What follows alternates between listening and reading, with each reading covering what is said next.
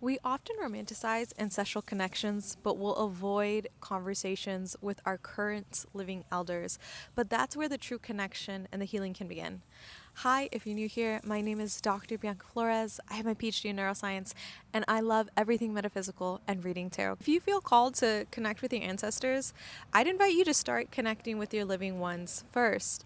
Ask them about their stories, ask them about how they grew up, ask them what they really wanted to do before the world kind of beat it out of them. Not only will you learn a lot about them, but you'll also learn a lot about yourself.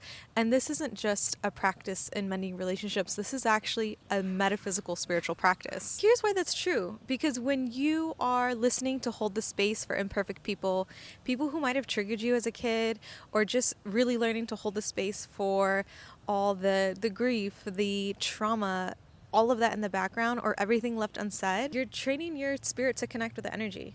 And so the emotion actually turns into energy. I've been learning this firsthand.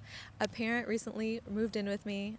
I love both of my parents, but this particular parent I wasn't necessarily close to growing up. But them moving in has almost been like a second chance, been trying to relearn about them and myself. I'm not gonna lie to you, they used to trigger me as a kid and they still do.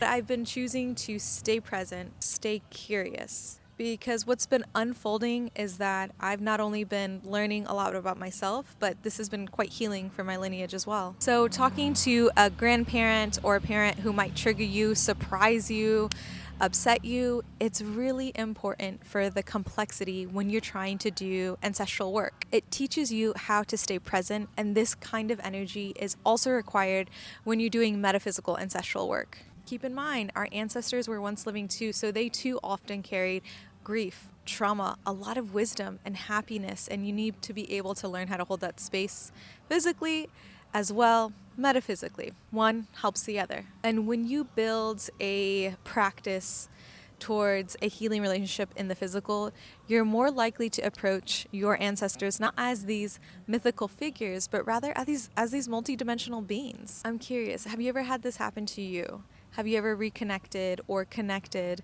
with a parent or grandparent or anybody in your lineage who's currently living that really helped you to sort of move those energetic blocks or stagnation? I want to know. And don't forget to stay curious, stay connected, and always trust your gut.